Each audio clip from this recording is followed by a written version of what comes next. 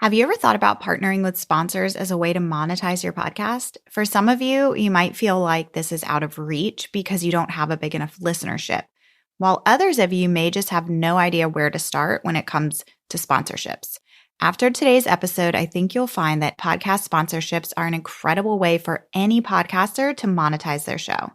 Our guest, Traci DeForge, is here to share how we can reimagine podcast sponsorships and how we can get out there and gain sponsors in a way that's ethical and on brand for your business. We talk about ways that you can integrate sponsors into your show, how you can create sponsorship packages even if you don't have thousands of downloads per episode. And if you haven't launched your podcast yet, Traci talks about how you can even secure sponsorships before launching. Here is a quick bit about Traci.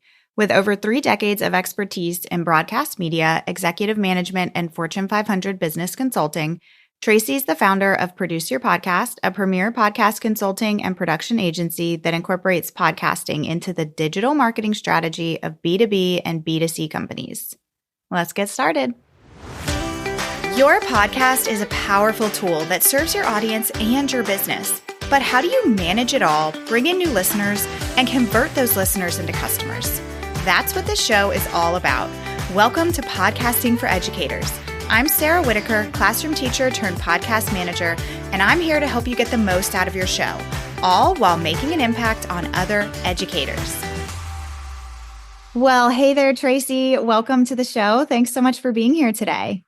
I am so excited to be here. Thank you for having me on today. Of course. I think this is going to be a topic that people are going to be very excited to hear about. We're going to be talking about podcast sponsorships, and hopefully for most listeners, this will give them some new ideas other than maybe the traditional route that they've heard about when it comes to sponsorships. Because I think a lot of people maybe hear like the traditional CPM route and they think maybe that's not something that would work for them. So I'm excited for you to give us some new ideas today.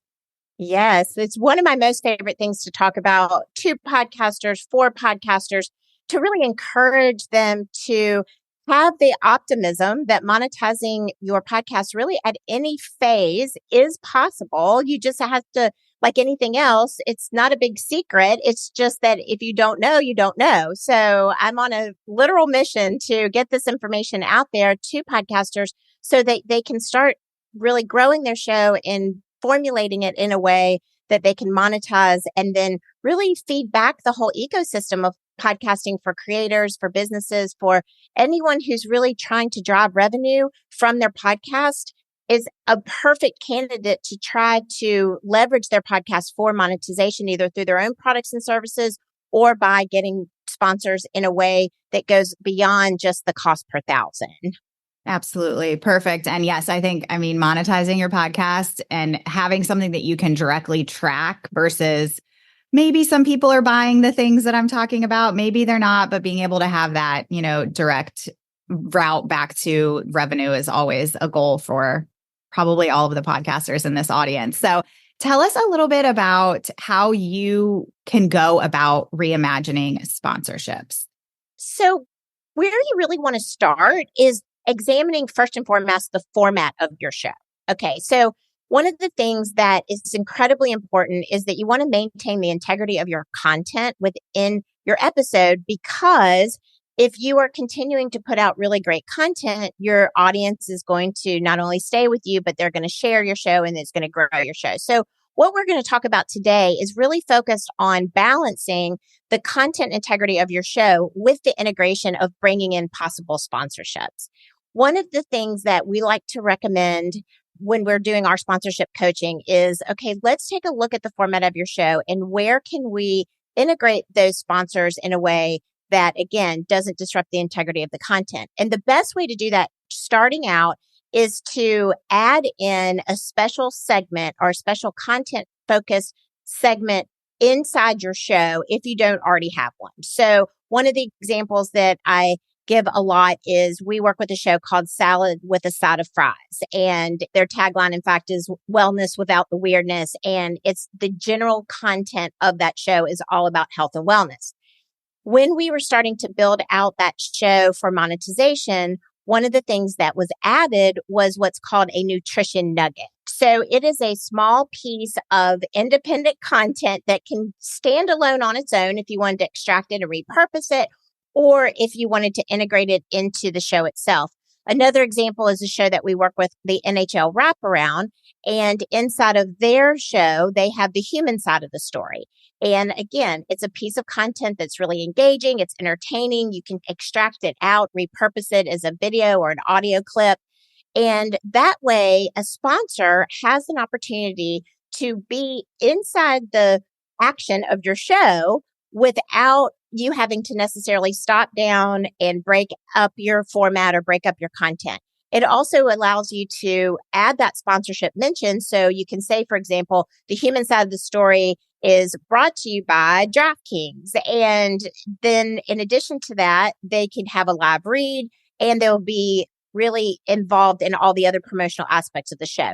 So that's a very granular, detailed, like we're jumping right in there, tactical suggestion.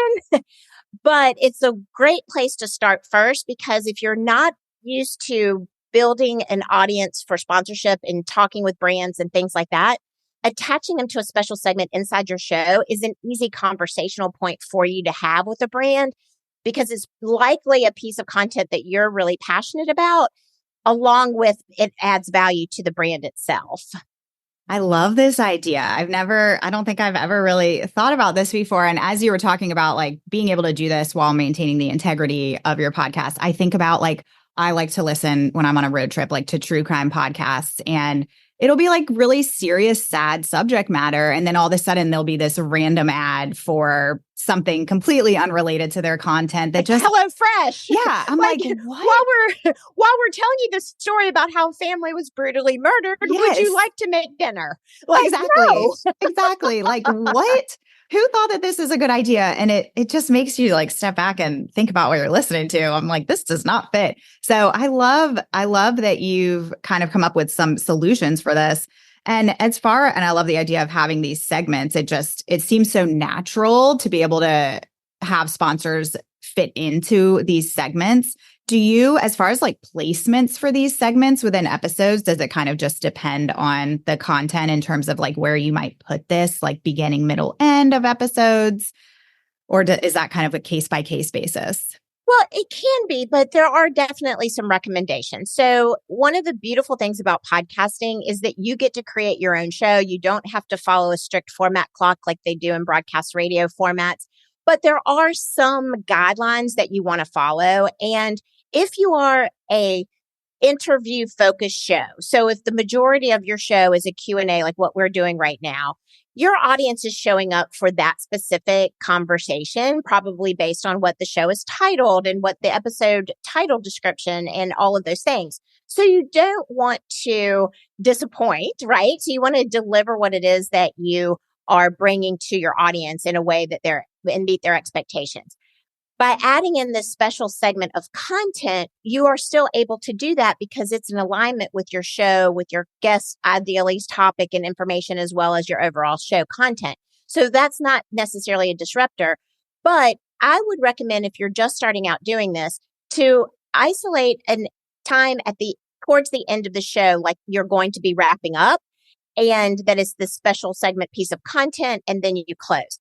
Another producer, because we are producers as well as sponsorship coaches, from the production element side of that, it's also a really good way to give your guests a heads up that you're about to wrap the show. So if you have somebody who's a super chatty person, kind of like me, if before you start recording, you say to them towards the end of the episode, the cue to you that I'm about to wrap is that I'm going to do a rapid fire questions of, biggest takeaways for sponsorship.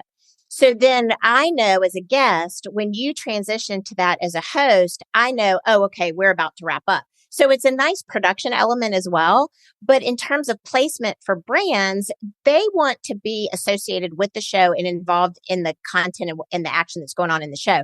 So you can place, as far as they're concerned, you can place that where it works best for you, as long as you're delivering what's committed to as part of the sponsorship. You also don't want to overload your show with too many special segments. So there is that fine balance. But what we have seen successfully is that sell out the first segment first. And that's usually, again, 3/4 into the show before you wrap up. And then once that inventory is sold out, then look at adding a special segment or some level of an opportunity to have that maybe come at the beginning of the show, maybe 10 minutes in. And in that way, you really want to be strategic about it because it needs to make sense with the flow of your show. But let's say if we were doing this in your show, for example, maybe the end would be the tactical tips that you would be putting out there. But at the beginning, maybe if you are interviewing mainly people who are speaking to podcasters, to educators, then maybe your opening is a hot minute with our guest. Let's just we're literally doing this in real time. Yeah, I love it. So let's say you had a hot minute with your guest in which you wanted me to be able to your audience to get to know me on the front end of the podcast. So you asked me, what's your favorite podcast? Who was your favorite teacher? And what did you like most about your summer vacation break from school? Right. So that does a couple of things. That hot minute gives me an opportunity to kind of show some fun personal stuff about me, but it's also engaging for your audience to say, hey, like she's interesting. Everybody has a favorite teacher. So that also is a relationship builder. And then that particular hot minute could then be brought to you by or presented by a brand, but it's going to flow so easily into the conversation and how you open your show. So now we've gotten 2 sponsorship elements for your podcast and you haven't changed a thing, but you're still showing up to record. So it just feels easy because it is once you understand that you're looking at production values and you're looking at brand values. Yeah, I love it. And great on the fly example there. That was perfect. I love examples, as many as we can give. So that was awesome. And this is great. Like this is something that I'm not seeing people, especially in the education space of podcasting, utilizing at all. So I know people are going to be really excited about this. So, okay, let's keep going here. Give us some more examples of, because I know you talk on using special series or buyout episodes to build sponsor partnerships. Can you tell us a little bit about that? Yes. So when we're talking about special series and buyout episodes is a term that people use, but I really prefer to use maybe more language around like a bonus episode. I've also heard the language used blackout episode. But what that basically means is that you're adding an episode into your content calendar that's a little bit more precise and more niche focused than a regular episode might be, for example. So that we're talking about 2 different concepts. So with the buyout, blackout, bonus episodes, whatever that is, that's something where you could be looking and talking to a potential sponsor. In fact, I literally had this conversation yesterday, so it's so much easier for me to use examples. So I was having a conversation with a brand that was interested in one of our shows. And one of the first questions they asked were, well, we'd really like to be involved in this show, but can we be a guest on the show? I was going to ask you your thoughts on that. Yeah. So I'm not an advocate for what's called pay to play, or, you can pay $1,000 and have a guest episode. That's really doesn't feel like that's in alignment and integrity for really either party, but most importantly for your audience. So what we like to recommend is that you're looking at building a relationship. And if you think about it as a triangle, you're looking at building a relationship between the potential sponsor, the audience, and yourself. So as you start to bring in a sponsor, and let's just kind of keep this formula walking all the way through. So you've gotten someone to sponsor your special segment. You're introducing them to your audience. They're starting to get to know this brand and this product and this service because you're doing a live host read about this product in association with a content segment that your audience really loves. So that relationship starts to be built. And then as that starts to be that awareness with your show, with the products and services that they provide, with this special segment of content that they like, then they are building a relationship alongside you with this particular brand, product, or service. So then as that continues to evolve, it would make sense to introduce this brand or product or service to your audience because you've already had an opportunity for them to get to know them. So bringing them on is like bringing a friend on, saying like, hey, I've got a great friend. You need to meet them. We've been talking about them for a few weeks now, and now you get to know them in person.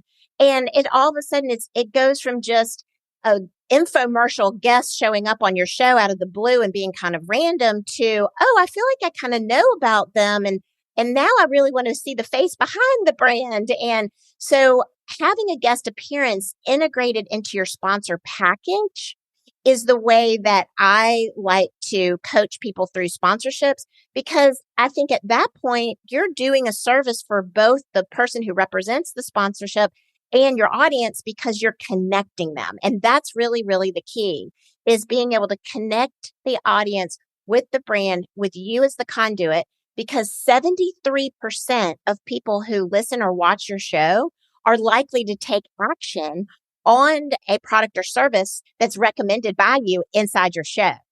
But it's just like Love any that other stat. social situation. Yes, again, 73%, right? Yeah.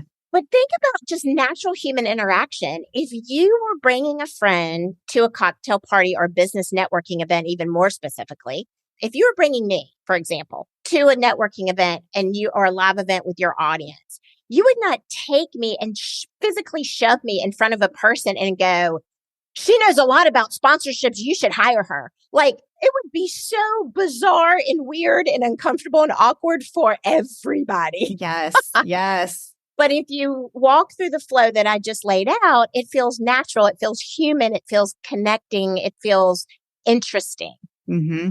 Yeah. And that's great points. And I would imagine also, if you do bring a guest like that on your show to share about whatever the product is, it's also about the way that you approach the content in that interview too. So not just them coming on and selling whatever their product is, but coming at it from a different lens to make sure that it is beneficial to the listeners as well. Yes, 100%. It needs to be entertaining, educating. Ask them their passion behind the product. Why did they get involved? If they're the founder or if they launched the product, what's their story? What's been some of their biggest challenges in getting the word out or getting people to utilize their service? What are people raving about? Like, just, it's all about the storytelling, because that's the piece of it that will remain intact in the audience's mind when they leave and go about their day, or when they jump on their next Zoom call. You might be able to learn something really super interesting about that particular guest and that particular product and service. And the ideal, best, most optimal scenario for any brand is to have someone share a story that's really positive about your brand on the next Zoom call that they get on. Like, that's the power of podcasting. And that's the power that brands and products and services can really benefit from podcasting, is because it's such a natural way to continue the conversation with people who can get to know more about you. Absolutely. And so you would use those types of episodes as like a bonus episode for your podcast. The reason why we talk about it and then again, this is a strategy from in terms of your content and your editorial calendar, so to speak. So you do not have to integrate it as a bonus episode if it's going to fit into your regular content calendar. If it's going to fit into the regular types of episodes that you put out, if it's not going to have that shocking kind of in the face scenario, then if you have enough inventory and enough availability, then you could integrate the guest appearance into a regular recorded episode schedule. The reason that you can utilize blackout, buyout, bonus episodes is more of a strategic way to have more than one type of guest appearance or type of sponsor. So if you had your entire, like if you release 26 episodes a year, twice on average of twice a month, let's say, and you already had your entire sponsorship sold out, then you don't want to lock yourself into not being able to monetize more. It's a great problem to have. Yeah. So that's where the buyout, blackout, bonus episode, the strategy comes into place, because you could still be introducing them through products and services through live reads in the regularly scheduled episodes. And then you could add in like a third episode a month, for example, could be a guest appearance that's attached to the sponsorship plan. Perfect. Now, I know that as we're talking about this, a lot of people are probably thinking, okay, this all sounds amazing, but what if I don't have like this crazy number of downloads? So what like, is it possible for people to land some good sponsorship packages, even if they don't have thousands and thousands of downloads every month? I am so happy you asked that question because the answer is yes, yes, and more yes. My new phrase that I recently came back from attending a podcast conference where the focus was a lot on monetization and there were a lot of bigger brands in the space. So what was being talked about so much is that in order to really be represented by an advertising agency for podcasts or dynamic ad insertion through a big platform is that you have to have 10,000 downloads per episode in order to be able to benefit from them placing a live host read into your show. Okay, so what happens to the other That's not the typical 9,999 or less? Right. And so again, we talked about this. I'm incredibly passionate about getting this information out there because it is about the quality of your audience, not the quantity of your audience. The quantity of your audience is an old model that's left over from broadcast radio, from television, where you reach the most for the minimum, right? So if you're looking at a cost per thousand and it's $25 is the average industry standard right now, you got a lot of thousands to get to really make it worth it, not only to your bottom line, but also to compromise the integrity of your show for a live read that you may or may not even really be super excited about, right? Right. So this strategy that we're talking about and how to get there is designed for people that have very niche focused content that are either utilizing it for their own products and services or bringing in sponsors that they have relationships with into their show. And the conversation is not about the downloads anymore. It's about, I have a highly engaged audience of 150 people, 350 people, 1,500 people, 3,000 people that listen to or watch my show regularly, and they need access to your products and services to make their life better, their business grow faster, their health increase, their family focus be better. So you have to connect the dots between what you can bring to them in terms of audience and what the audience can bring back to them. And that's the center of that is where the value lies. And if you literally can have the conversation about if you had the opportunity to stand in front of 150 people every week consistently for 13 weeks, 26 weeks, 52 weeks, what value would that be for you? Because it doesn't necessarily take a tremendous amount of conversions if you're consistently talking to a highly engaged audience that wants to know more about your product.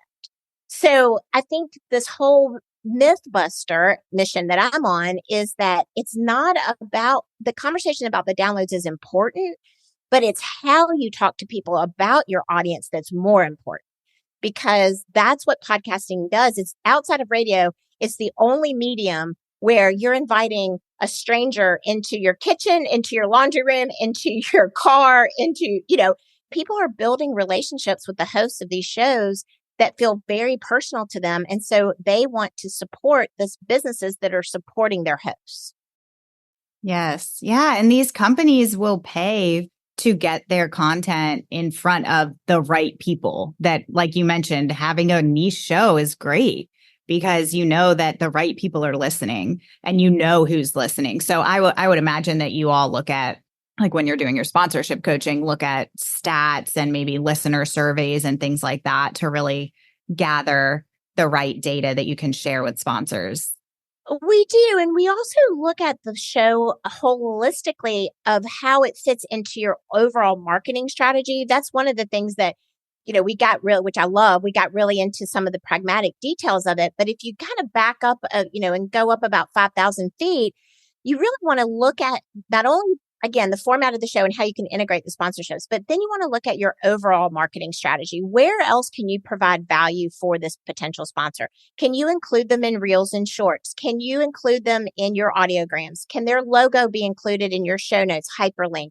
Is there a call to action that could go into your show that provides a promo code? Is there an opportunity for them to be quoted and featured in a blog post? And by the way, that's a super easy thing to offer, because if you take the transcription from let's say their guest appearance as part of their package, and then once their guest appearance has been released, then that episode gets transcribed. gets converted into a newsletter article, a blog post where you're quoting the person that represents the brand. So again, it's like more value, more value, more value. So they're getting a lot more exposure for their product and services outside of just what's happening in that 30 to 60-second live read that you might be putting in pre-roll, mid-roll, or at the end of the show.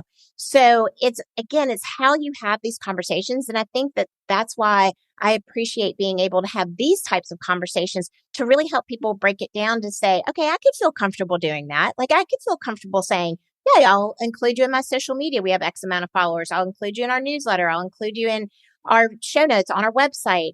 So that value starts to stack up way beyond just how many downloads you get per episode. Yeah, absolutely. I love all of these examples of other things that you can include in your packages other than just the actual read inside of the episodes. Would you be able to give us kind of like an example package, if you can think of one, of what you might pitch to a sponsor, like what you might include in a package? Well, it's not all that much different than what I just laid out. I mean, what we're going to look at is we're going to look at what opportunities are there to integrate your business into our marketing strategy, right? So I would look at, if I was building a package, I would look at first and foremost what's available inside the show, because that's where the meat and potatoes of the engagement occurs. And that's where you have that authenticity in terms of how you can message everything. And then start going outward from there. And I'm saying this to serve dual purposes because a lot of podcasters, they may not have a full service agency like Produce Your Podcast who's doing all of these things for them. So I want to be really respectful of the fact that you also have to you're a podcast host, you're booking guests, you're also marketing your show, there's a lot going on. Yeah. So start first with the marketing that you're already doing, that you're already investing either in someone to support you or that you're already doing yourself. So if that's show notes, if that's episode graphics for each show, if that's a newsletter, if that's uploading to the website, all of the things that you're already doing to market your actual podcast, start there and start being able to layer in a sponsor in that way. Then go out from there. What else are you doing to market your business or your brand? Are you showing up and are you guesting on other podcasts? I do not have a podcast that's sponsored right now, but if I did have a podcast that was sponsored, I could utilize in the point of our conversation, I could bring in and talk about, like I did with the NHL wraparound and salad with a side of fries and the other shows that I mentioned. I could bring them in and say, I'm really grateful for the support of this particular sponsor who helps me be able to do what I love to do. So you can, if you're guesting on other podcasts, it's a fine line, but if you're strategic and you're authentic, then it could work there. We often do promote the shows that we produce inside guest interviews. And when we do that, we typically clip that and send it to our client just to say, hey, you were featured today. We really appreciate you. Same with your sponsor. Maybe that's not something you build into your package, but if you have the opportunity to tout their praises, it's always reaffirming to let them know that you did it. A little bit of a rabbit hole there, but that's super smart. Yeah. I like it. I like the strategy there.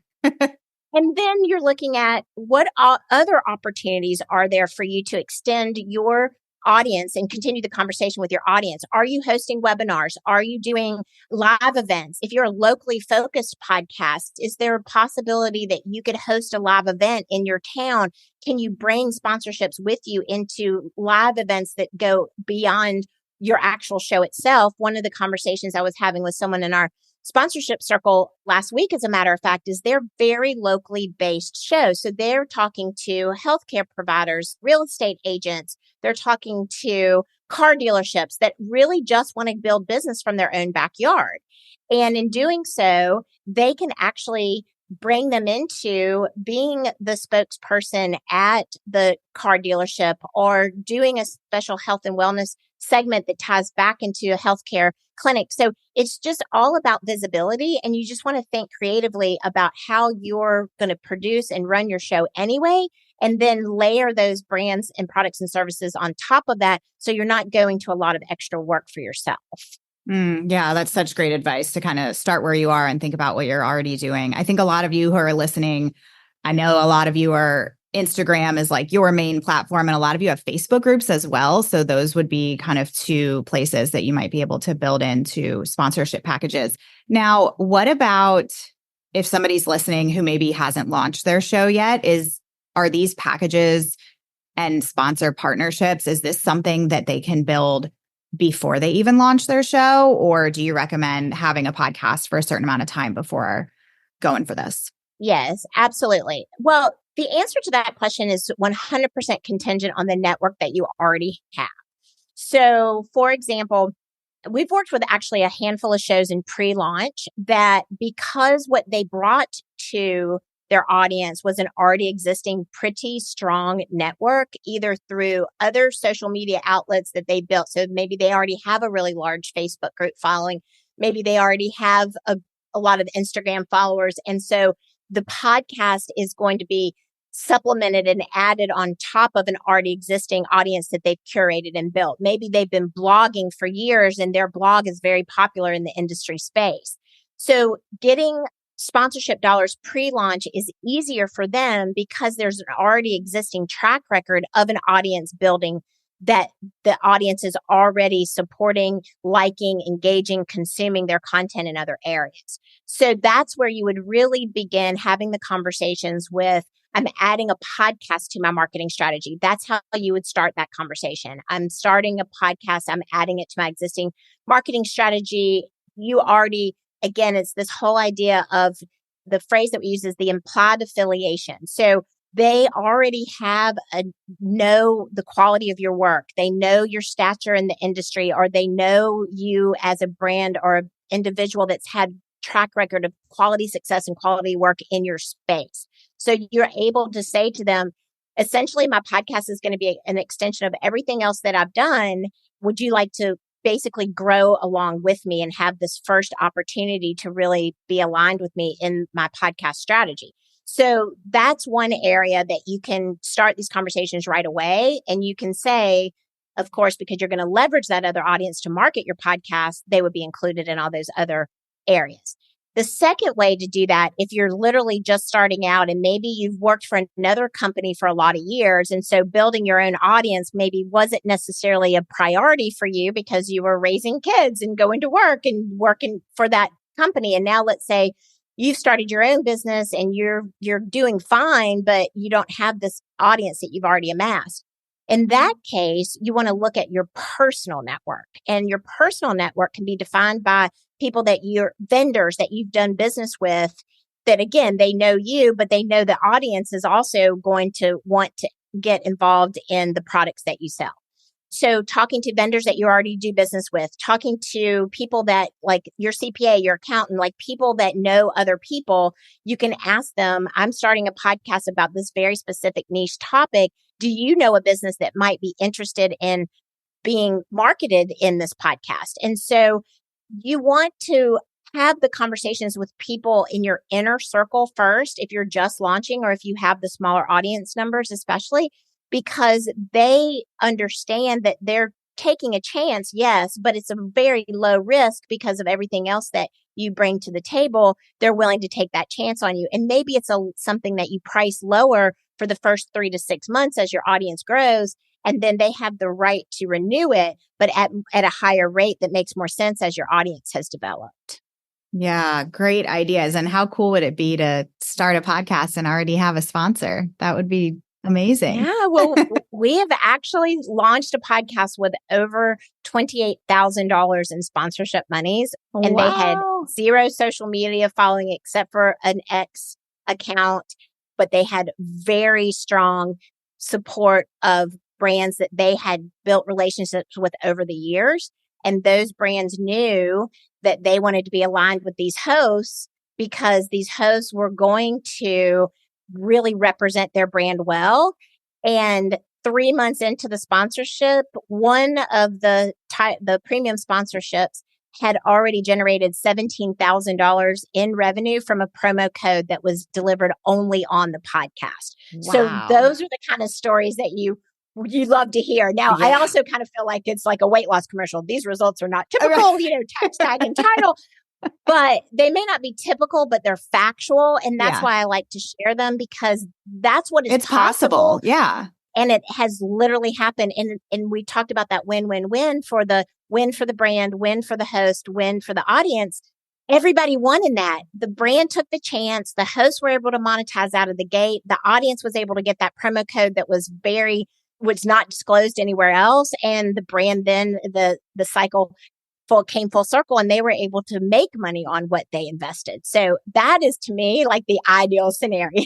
That's amazing. Yeah. What a great case study right there. That's fantastic. And yeah, hopefully that gives some of you hope that like you should go out and try this. Like I said, I'm not seeing people do this, especially in this education space. And I think there's so much opportunity and possibility. And it's really exciting to think about. If you don't mind me asking, Traci, as we kind of wrap up here, if people are listening and they're excited about this and they want to give this a try, could you maybe give them one piece of advice for them to get started with this process? Yes, I think that to start where you are, and I think I say that phrase a lot, and I noticed that you said it in the course of our conversation. So I wanted to circle back to that. Like I've given so many exciting and enthusiastic examples of how it can work. But the absolute secret to the success of it working is how it's going to work for you. And what I mean by that is how it's going to work for you in that how comfortable do you feel having these conversations? And if you are uncomfortable having the conversation, what is a version of the conversation that you could start that you would be comfortable with? And if that is talking to a friend that owns a business locally that you've known for a long time to get feedback on whether or not they would be interested in sponsoring your show, just start a conversation because getting feedback is going to give you confidence. And the more confidence you have, the more conversations you're going to be willing to have.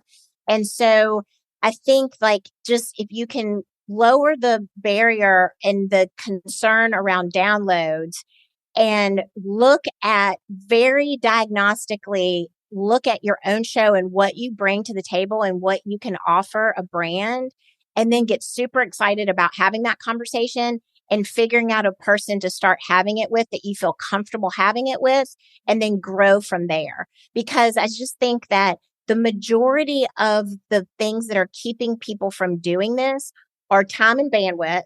And that's real. I can't change that for you. But even more so than that, sometimes time and bandwidth is procrastination around fear. And so if you can just give yourself permission and have grace to know that you might have to have this conversation a couple times before you even feel confident about it. You may have to have this conversation 5 or 10 times before you'll have somebody that'll be interested in coming back. So you've got to show up, you've got to follow up, you've got to follow through, and then you got to show up again because you may do all of that and still not get to a yes. But the more you do it, the more comfortable you're going to be. And once you get that yes, then the possibilities are endless. Yeah. I mean, what do you have to lose but getting out there and talking to people and getting these conversations going? And I think a huge piece of it is, finding the partnerships that would be a really good fit for you and your audience because if you feel good about who you're partnering with and you really believe in what you're talking about, then you're going to feel good about presenting that to your audience. And so, if you can take a step back and think about brainstorm who might be some good partnerships and get those conversations going. Such good advice. Thank you so much. I feel like my mind is kind of spinning with so many of the ideas that you talked about. And I know I've said it already, but I just think there is so much opportunity here. And I'm grateful for you coming on and having this conversation and sharing all of your knowledge around this. Before we really wrap things up, I like to end with a little kind of just for fun segment. So I like to end with what you're loving and what you're listening to. So what is something that you're loving lately? It could be, anything, a routine, a recipe, anything. Well, it's ironically, I have recently discovered audiobooks. Oh, the best. which is a very funny answer because I've spent the majority of my professional life in broadcast radio and almost a decade in podcasting. But radio and podcasting are totally different than audiobooks. And so I was recently on a workshop and personal travel 6-week travel tour, if you will. And so audiobooks, had train rides and some things like that. So I wanted to take a break from all the podcasts that I normally listen to. And I started digging into some audiobooks. So I just think that's kind of a fun thing to share about me personally. It's like, what do you mean you're just discovering audiobooks? You've built your entire career on audio. But It is audiobooks different though. Yeah. Yeah. And I just really love, like, I'm one of those people that love a tactical, like, book and the pages, and I like to highlight and like fold corners and all that kind of stuff. So audiobooks were never interesting to me because I couldn't hold them, write on them, highlight them, you know. Yes. So that's probably my new thing. And so what was your second question? Love it. What's something that you're listening to? So if you want to tell us an audiobook that you've listened to recently or anything else, it could be a podcast, it could be an audiobook. Okay, well, I do listen to so many podcasts, but I think my new favorite and this is one of the larger podcasts, but I'm a big fan of David Duchovny. And so his podcast around failure, from a production side of things, I really love his personal, genuine, like, delivery, how he shares personal stories within his show that make him so much more real. But then I love a production element that I'm seeing a lot lately that we've actually built into a lot of the discovery sessions for our own podcast without me knowing he was doing this, is how he does a recap at the end and shares the takeaways that he has from his guest. And I just think it's a very well produced show. I'm not loving that it has such a high ad overload in it because there are multiple minutes of live reads in there. And that's why I'm hoping people really took away from this episode today about how to bring sponsors and ads into your show without disrupting your content. Because sadly, I do feel like that is a disruptor, but that is one of the 10,000 downloads or more. Yep. Trials and tribulations you run into. So.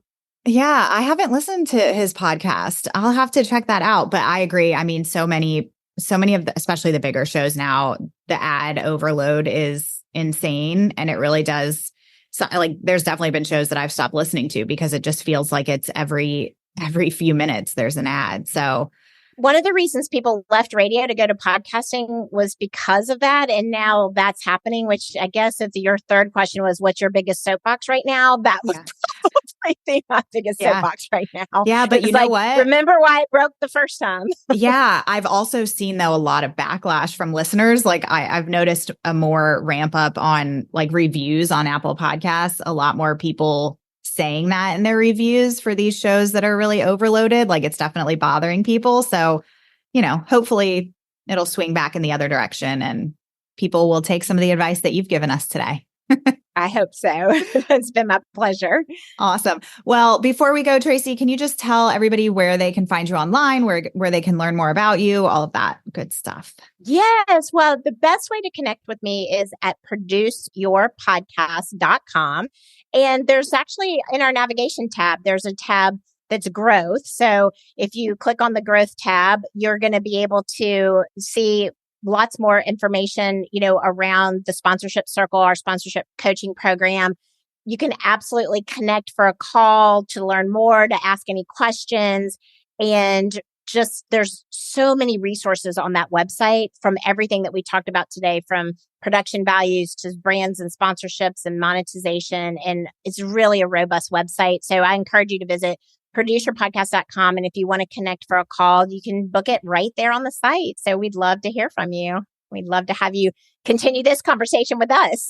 Yeah. And great domain there that you got, produceyourpodcast.com. How perfect. Yes, that actually came out of, so I was launching my first podcast in 2015 and looked around for a full service podcast production agency to help support me. And there wasn't one at the time. And I was like, I cannot believe that there's nobody that can help me produce your podcast. Yes. Oh my gosh. And then GoDaddy, and 10 years later, here we are. So it has been an amazing journey. And my first podcast was Journey to There. And I have to say, this pathway in podcasting has been one of the best journeys of my life. It's been amazing, the impact that you can make using your voice. I encourage everyone to share their voice, and hopefully they can align with brands that can help to support them in doing that. And that's really fundamentally what it's all about. Yeah. Amazing. Gosh, I wanted to ask you one more thing. Oh, so do you all work with people, even people that maybe you're not producing a show for? Do you do exclusively sponsorship coaching with Yes, people? We do. So Thank you for clarifying that. So we do have a full service podcast production and marketing agency that we can do everything soup to nuts. Yep. But our sponsorship circle, which is our sponsorship coaching program, we work with podcasters of all sizes, and they do not have to be our production clients to participate in the sponsorship circle. And the small group sponsorship circle is a combination of one-on-one and small group. And then we also can have a growth accelerator on top of that. If, let's say, if you just really want to, the sponsorship circle program is a 6-month program. But if you want to have an accelerator version of that one-on-one, if you're coming up against a launch date, or if you have a special program or a summit or something that you're doing that you really need some accelerated pace quicker than the 6 months, then we can do an accelerated version of that one-on-one. So either of those options are available at any time. It's a rolling program, and you do not have to be a Produce Your Podcast client to benefit from that. So I'd encourage anyone, if they're interested, just to definitely check it out and connect with us. And we are typically at any month, we can roll you into the program depending on when the live call is scheduled that you want to participate in. Perfect. That's amazing. And I will put all of those links and all of your information in the show notes so people can check that out. Well, Traci, thank you so much. This has been a lot of fun. Thank you. Well, thank you. And I just absolutely appreciate this opportunity to help people understand and feel less intimidated by having these conversations around sponsorship. And I really want to be a tool and resource for you. If you've been listening today and you just are like really wanting to go to that next level, I hope you'll reach out and connect. Perfect. Yeah. I know that I've had some discussions about sponsorships with people who have been interested, and they're kind of, that paralyzed feeling like, I don't know where to start. So head to Traci's website, and I'd love to see some of you guys implementing this. Absolutely. We'll have to come back and do like a case study recap. Yes, I would love that. That'd be so fun. Thanks again to Traci for sharing all of that great information about podcast sponsorships. A big takeaway for me was to remember that your podcast is your own, and you can be creative in the way that you go about gaining podcast sponsors. There's a lot of opportunity out there for podcast sponsors, and it's possible to make it a win-win-win for you, your sponsor, and your audience. I would love to hear if you are going to go for sponsors for your show. You can always send me a message on Instagram at Podcasting for Educators, or if you're in the Podcasting for Educators private Facebook group, post in there if you need some help brainstorming on who would be a good fit sponsor for you. Thanks for being here today, and I'll catch you here next week. Thanks so much for listening to today's episode. To keep this conversation going, connect with me on Instagram at Podcasting for Educators. I'm always looking for an excuse to talk about podcasting. If you're looking for support in launching, managing, or growing your podcast, check out my online course, the Podcasting for Educators Prep School, at podcastingforeducators.com/prep school. I'll see you here next time.